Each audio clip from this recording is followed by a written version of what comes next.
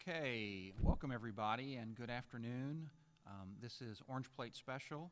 I'm Mark Blakeman. I'm the Marilyn and Carl Thoma Executive Director of the McKnight Center for the Performing Arts at Oklahoma State University. I'm really delighted that you're joining us, sharing part of your lunchtime with us today. I'm sitting on the stage of the recital hall at the McKnight Center, and this afternoon's special guest is Mr. Anthony McGill. He's Principal Clarinet of the New York Philharmonic. He is a highly recognized and respected classical musician, and we were very fortunate to hear Anthony perform with the New York Philharmonic last October as part of the opening gala celebration of the McKnight Center for the Performing Arts, and we're really pleased that he'll be coming back to the McKnight Center in our second season as a guest artist as part of our Chamber Music Festival. And Anthony, thanks so much for joining us. You're hunkered down in New York, I take it. Yes, thanks, Mark, for having me. It's great to be here with you. Yeah, thank you very much. You know, we had a great opening last fall, had the pleasure of you performing here as our opening with the Philharmonic. That was your first visit. We're really looking forward to having you back. Just wanted to ask you about that experience. You were the first professional ensemble to perform on our stage, and I'm curious to know, you know, how that experience was for you and for the musicians of the Philharmonic. Yeah, it was a really great experience. Not only were all of the people so welcoming and really excited, you could feel the energy in the air in the town. I happened to take a couple taxis, and the folks in the driving the taxis were really excited that we were there doing this concert. And the hall itself was just amazing. It was really exciting to see. Of course, it's beautiful from the outside, but then to hear the sound. And it's very new when we're on tour, you know, doing these things, playing in new halls. You never know what to expect. But everyone I talked to who was in the audience and on stage thought it was really great, and the acoustics are really lovely. It's also pretty intimate too. So, you know, there is that connection with the audience. So it was a really great time. It was a really wonderful experience for us, and we feel very fortunate to have such a strong relationship with the Philharmonic, and I feel like the two organizations connected, and I just loved the warmth and all the love that we got from the musicians of the orchestra, and that's really at the heart of our desire to do these residencies, is that the visiting musicians can kind of get a sense for our community a little bit and get a sense of the vibe here. You had a little bit of time to explore our community. I can't remember if you went on the golf excursion or not. We had some players that went golfing. Did you do that? I did. Yeah, I went to the Cowboys course. Yeah, Karsten Creek. And Karsten Creek, and it was stunning, and we had a really great time. There were just a few of us, and it was a really special experience. Yeah. And I have a feeling you probably had a hand in making that happen. So there were a few people involved, and some of our wonderful patrons who were willing to play host. And it's a great golf program here at the university. And I'm not a golfer, but I understand it's a wonderful course. I think it was the principal bass player. Is it Tim? With the Philharmonic? Tim was there. Yeah, I asked him about it, and he said, "Yeah, it's the Carnegie Hall of golf courses," was his comment. But I also know, because I saw this floating around on social media, you popped up at a local establishment called Zanotti's Wine Bar and sat in with some local musicians. Is that something that you like to do, that you seek out opportunities, or was that just completely impromptu? It was totally impromptu. We had a really great time there. We came after concert, so we had our instruments. So usually I don't improvise that much, but you know, I just had my clarinet there. And I met the wife of the blues guitarist and singer who was performing that night. And she was like, "Why don't you?" And she was from Cincinnati. I used to be in Ah, Cincinnati when I was younger, and they were, she was talking about him doing like this blues tour of the Delta and Mississippi and all these places, and she was like, you should go up and play with him. And I was like, "Are you sure he would be okay with that?" She's like, "Yes, he would." So, I went up there one night, and some of my colleagues were there. Then the next night, like half the orchestra showed up, and I did the same thing, and it was just awesome. I mean, we just had a great time, and the food was great, the people were nice, and yeah, I'll never forget that. And people got it on tape, as you mentioned. yeah, yeah. It definitely made the rounds, and it's just nice to see, um, artists embracing what's happening in the community. And I know that was a lot of fun for everybody that was there that night. I wanted to ask you, as part of your participation in the Philharmonic's residency last fall, you taught a master class for the OSU Greenwood School of Music students. I didn't attend, but I heard it was really exceptional, and you're a very active educator at a number of notable conservatories. And I wanted to ask you about that. I mean, teaching's not for everyone, and some performers don't teach, but I'm just curious about your passion for education, and if you have particular philosophy about how you approach working with young musicians. Yeah, I think it's probably one of the most important things I do in my career, um, because I think it's the value of passing down that knowledge that I received, that I was lucky enough to receive as a kid, is really important. And so I feel like it really is something that everyone should actively pursue and actively do, because it really is such a privilege to get a music education in the first place.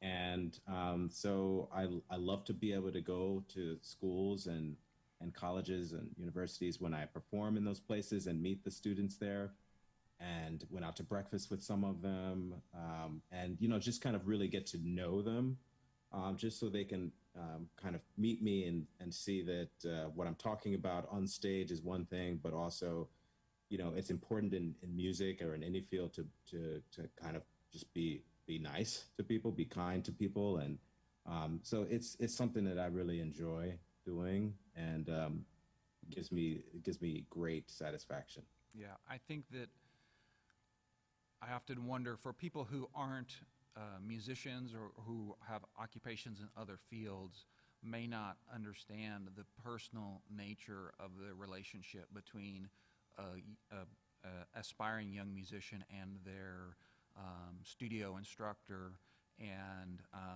that a lot of aspiring musicians, they pick where they're going to study based on the relationship that they can foster, with that individual instructor. Were there particular teachers in your early life that really served as great mentors that helped guide you and really steer you in the right direction? Yeah, fortunately, I grew up in Chicago, on the south side of Chicago, and I was lucky enough to study at a community music program called the Merit School of Music. And my first teacher there, David Tuttle, taught me so much, and I was so lucky to study with him. And then through that school, they introduced me to Larry Combs, who was the principal clarinetist of the Chicago Symphony, and Julie DeRoche, and they both taught at DePaul University. So I had these early opportunities where people just really just helped me out and supported me along the way. And without all of that instruction and all that help and mentorship, I really wouldn't be here. So it's just so important to really meet the students, to understand that you're open to helping them. And I was lucky enough that I got that in Chicago growing Yeah, up. it's incredible. Your brother, Damari, is principal flute of the Seattle Symphony. To win a job as a principal musician of any notable orchestra is an incredible honor and responsibility and task, feat. But to have two brothers serving in these important musical roles in these outstanding arts organizations, that's pretty extraordinary. And I'm curious, what was it in your youth that really set the two of you on this incredible musical journey? I mean, there really must have been something really exceptional and extraordinary happening in your lives as young men that helped put you on this path. I would think I would say that the really really extraordinary part of our life growing up was our parents, and that they instilled in us a work ethic and a mental capacity to always stay positive in the face of many different barriers in life, and to go for things that we wanted and we dreamt about. So that was always a reality growing up, and then the rest was just, they happened to expose us to music at an early age, and my brother became he fell madly in love with music, and so he started practicing all day, and I was like 3 or 4 when he started playing the flute, and that's how that happened. Just I wanted to be just like him.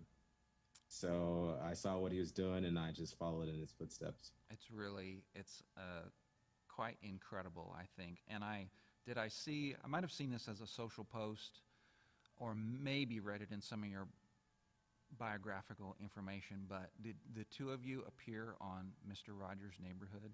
Is that right? That is true. That is true. You can find it on YouTube or wherever else the old episodes are. This is like when I was like 14 years old, and he was 18, and we were on Mr. Rogers. That's awesome. That's very cool. Now you're most often people see you, hear you performing as principal clarinet of the New York Philharmonic. You coming back to the McKnight Center in our second season is part of our Chamber Music Festival. Anne-Marie McDermott is our artistic director of the festival. And I know you're very active as a soloist and a chamber musician, but could you just kind of compare and contrast the role that you play with the Philharmonic versus how you would approach doing your job in a chamber music setting?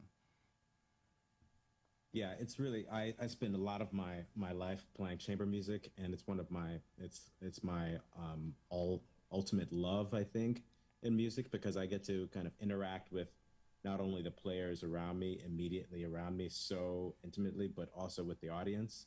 Them being close, and they're feeling like you're in like finding out about a really beautiful secret most of the time when you're on stage with each other. So I really love it, and I think it actually, you can kind of be a little bit more soloistic. Obviously, your part is just one of just a few, so you have much more like immediate effect on what is going on in the music, and really it's just fun just to be on stage with a small group of friends and colleagues and making beautiful music.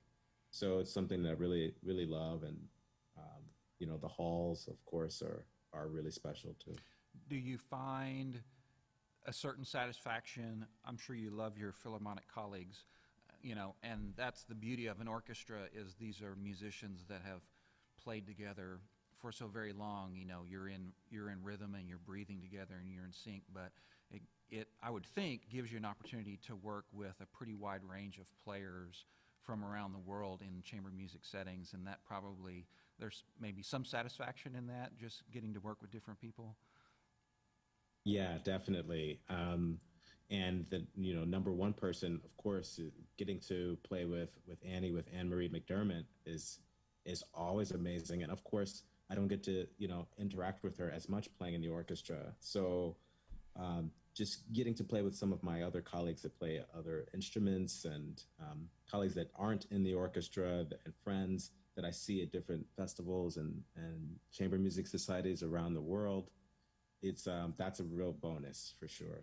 And I also have wondered, having an orchestra administrative background, chamber music would give you a different type of musical outlet. The repertoire is different, but there's a certain amount of autonomy and control that you have in a setting like that that you may not have to the same extent in an orchestra setting where the maestro's, you know, directing and kind of giving you the directive on how to do something, and you've got a little bit more autonomy. Is that true? Yeah, that's true. It's kind of like more like you're in charge of your own artistry. I mean, you always are, but there's a lot more creative direction that can go into the performance of the piece that can come directly from you. That's a real great part about it, is that you know your contribution to the group sound, to the group tempo, all of this stuff can be taken into consideration without a conductor, and so that gives you a little bit more artistic freedom, I think. Right, right. Again, I think probably another facet of being a professional musician, but probably satisfying in different kinds of ways. I think it makes a lot of sense to me. I want to spend a little bit of time talking about some things that have happened over the last couple of weeks. You know, one of the things that I had intended to ask you about was your appointment in 2014 as the first African American principal musician of the Philharmonic, but and I want to hear about that. I'm curious to know what opportunities and what responsibilities you feel in serving in that particular role, but also a recent initiative you've been giving your voice to and your platform to. You've got a hashtag called Take Two Knees, and really being a champion of addressing social injustice and racial equality. And I've seen a lot of things come out from your platform that has inspired people over the last few weeks. And I just wondered if you would talk to us a little bit about your role as the first African American principal in the orchestra, and also the Take Two Knees initiative that you started a few weeks ago. Sure. I think over the last 20 years of my career in American orchestras, what I've seen is, and I've been welcomed by so many of these great organizations, Cincinnati Symphony, Metropolitan Opera, and the New York Philharmonic now. But obviously, like one of the most important parts of my identity is being a Black American and being from that community, growing up in Chicago. And so I feel like it's my duty to be a representative for that community and for the next generation of young players that come and see me playing on stage and representing, you know, even if I'm just one character amongst many. And so, you know, with the things that happened recently and that have been happening for as long as we can all remember, I felt like I needed to say something. And first I made a statement with my words, but I realized I needed to do something more. I needed to make a statement with my instrument. It's my voice. I feel like sometimes we always feel a little helpless to be able to affect change and to bring awareness to issues of equality and justice. And so I started this Take Two Knees initiative to just, in classical music, so many of my colleagues actually are open to the concept of real justice and equality. And so I wanted to reach out to all of them at first and say, please join me in bringing awareness to the challenges and the issues surrounding our country, facing our country still to this day. So I have seen so much a pouring out of this sort of support of social justice and racial equality and coming together for righteousness, and it's been very overwhelming for me, to be honest with you, and emotional. And you know, so I didn't know it would start this large of a kind of movement of awakening and kind of connection between everybody positively. But I think it has. There's only so much we can do, but I think we should do it, whatever that is. And that's what I've seen pouring out from the music community at large. It's been, I mean, pretty incredible to, following your social media channels and just to see the response and the engagement and the passion that's coming forward, all born out of this thing that you helped to start. And I've seen some of these Zoom collaborative performances and things. I mean, initially, when you use that hashtag, you put up a video on your social channels of you performing America the Beautiful, and then now there is a video of orchestra musicians performing that piece as well. You know, how did you choose America the Beautiful? Why was that important to you? And I think maybe you changed it up a little bit to make a stronger statement. Yeah, I've been talking about this just over the last week, and all of this kind of wasn't planned out. I just felt it that day. And I was talking to my wife about, what I should play. And I was thinking about playing, some piece like Amazing Grace, or something like that. And she suggested America the Beautiful. And I was like, that's perfect. Because it's really important to know that when people talk about what can be improved about our nation and what can be better, that it always, if not, I'll speak for myself, always comes from a place of loving this country. And so I played the piece, and it's only very short, but in the middle of it, I changed it to a minor key. And it kind of represented through music that America is beautiful, but sometimes it needs a little help. Sometimes we need to look at ourselves in the mirror and say, what is wrong with this picture and what can be improved? And we need to keep doing better. And so that's what that minor key was, that it was still somehow so beautiful, but we need to make the words mean what they say, Yeah. Yeah, it's very powerful. It's been incredible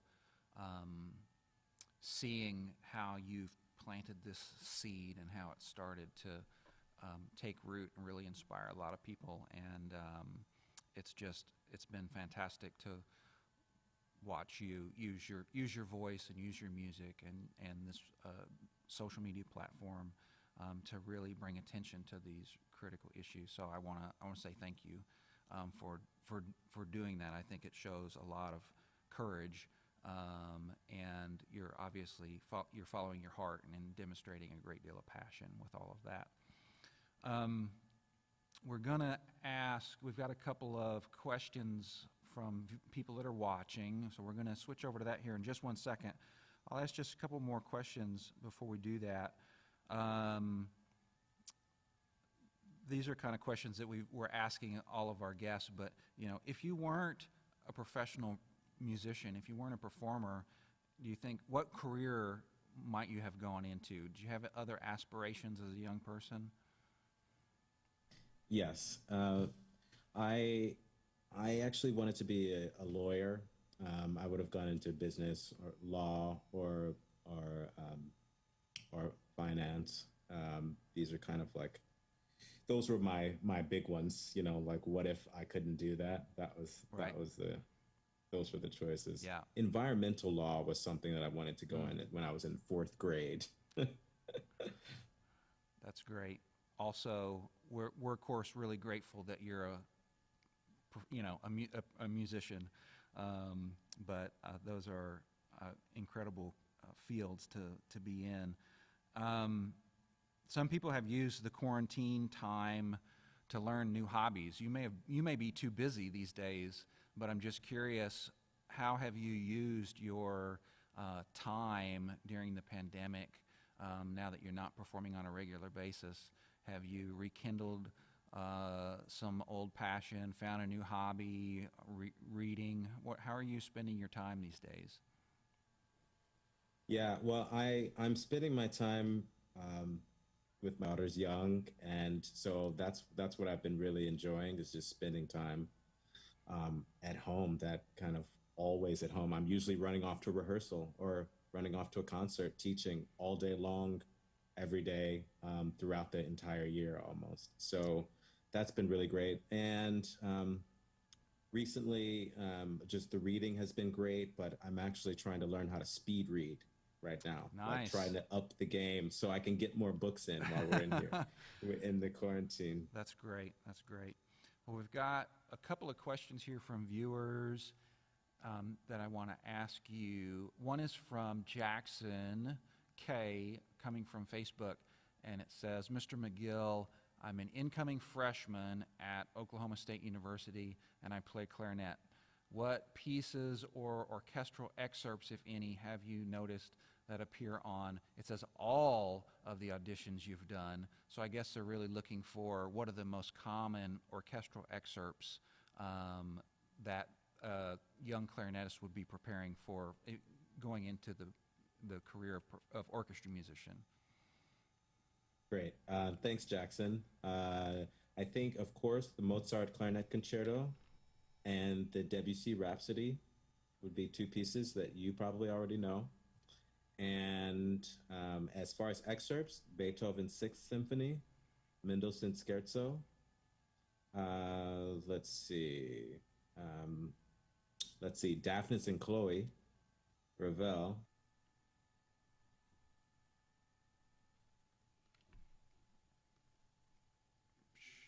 Shoot.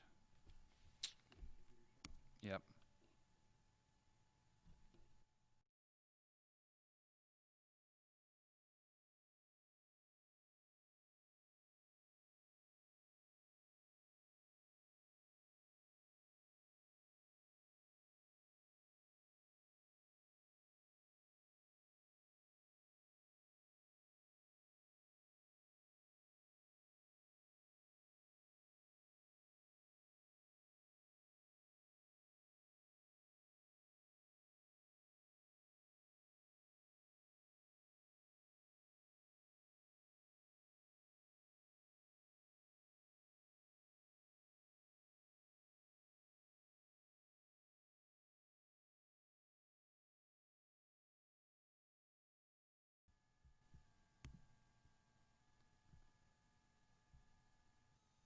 The camera's not on. I hear you. Okay. Are you back? Yeah. We almost made it. There we go. We almost made it to the very end without a technical glitch. Sorry about that. All right. You were sharing some excerpts, and we got to Daphnis and Chloe, and I think I dropped out at that point. So. Yeah, I was saying that's probably a good little 3 excerpt list. So we'll leave it at that. Fantastic.